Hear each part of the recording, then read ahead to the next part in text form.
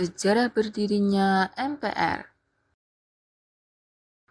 Dalam sejarahnya, MPR beberapa kali mengalami perubahan status dan nama.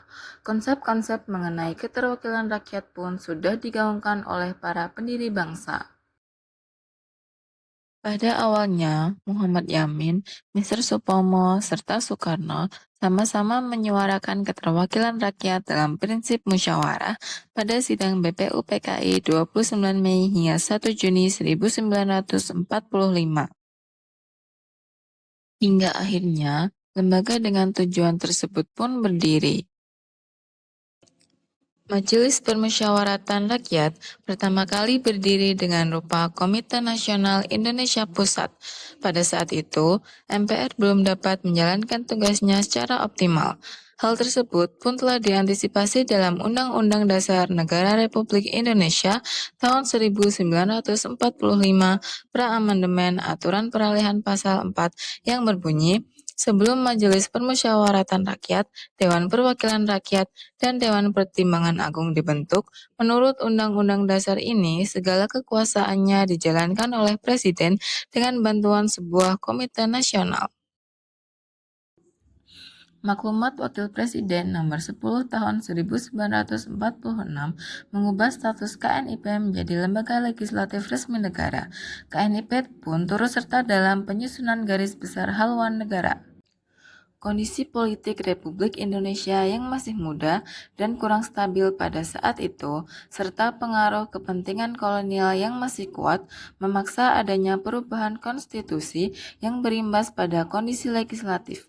Tugas KNIP diambil alih oleh DPR serta Senat pada Konstitusi RIS. Kemudian, pada Undang-Undang Dasar Sementara 1950 dilaksanakan oleh DPR dan konstituante. Sayangnya, gejolak politik dan kegagalan konstituante hasil pemilu 1955 untuk menyusun konstitusi negara memaksa Presiden Soekarno membubarkan konstituante, lalu mendirikan Majelis Permusyawaratan Rakyat Sementara yang berdiri di Gedung Merdeka, Kota Bandung, Jawa Barat, dengan Ketua Khairul Saleh serta Wakil-Wakil Ketua Ali Sastro Amijoyo, DN Aidit, Idam Khalid, serta Wilyo Puspoyudo.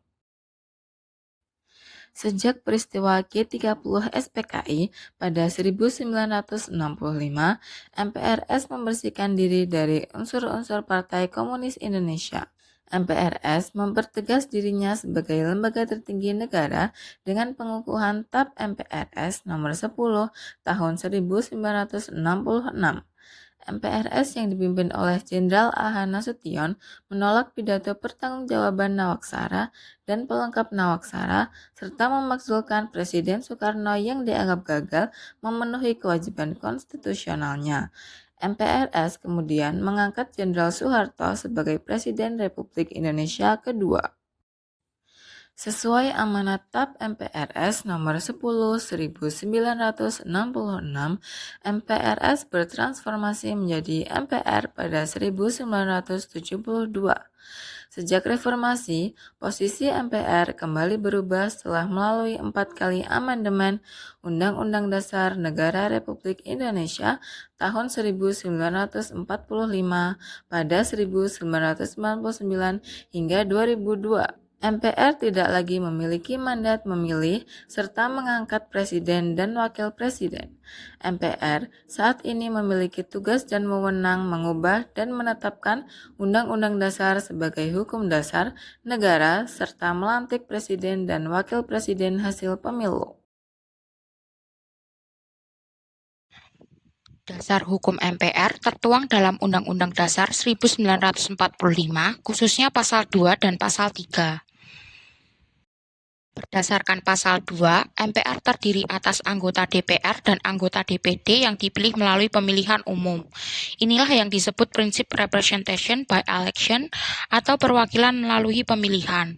Jadi, MPR bukan lembaga tersendiri, melainkan gabungan dari anggota DPR dan anggota DPD. Sementara pasal 3 mengatur wewenang MPR, seperti mengubah dan menetapkan undang-undang dasar, melantik presiden dan wakil presiden, serta dapat memberhentikan presiden dalam masa jabatannya sesuai dengan undang-undang dasar. Yang menariknya lagi, setelah amandemen Undang-Undang Dasar 1945, sistem ketatanegaraan kita berubah dari vertikal hierarkis dengan supremasi MPR menjadi horizontal fungsional dengan prinsip checks and balance antar lembaga negara. Selanjutnya, tugas, fungsi, dan wewenang MPR. Di antaranya yang pertama, mengubah dan menetapkan undang-undang dasar, kedua, melantik presiden dan wakil presiden, ketiga, memutuskan usul DPR berdasarkan putusan Mahkamah Konstitusi untuk memberhentikan presiden dan atau wakil presiden, keempat, melantik wakil presiden menjadi presiden apabila presiden mangkat, berhenti atau diberhentikan, atau tidak dapat melaksanakan kewajibannya dalam masa jabatannya.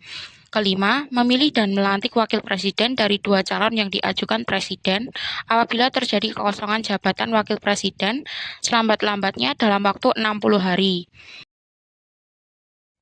Selanjutnya adalah keanggotaan MPR RI. Keanggotaan MPR RI terdiri dari anggota DPR dan anggota DPD yang dipilih melalui pemilihan umum. Keanggotaan ini diresmikan dengan keputusan Presiden. Sebelum masa reformasi, MPR juga diisi oleh utusan daerah dan utusan golongan sesuai peraturan yang berlaku saat itu. Masa jabatan anggota MPR adalah 5 tahun dan berakhir ketika anggota MPR yang baru dilantik.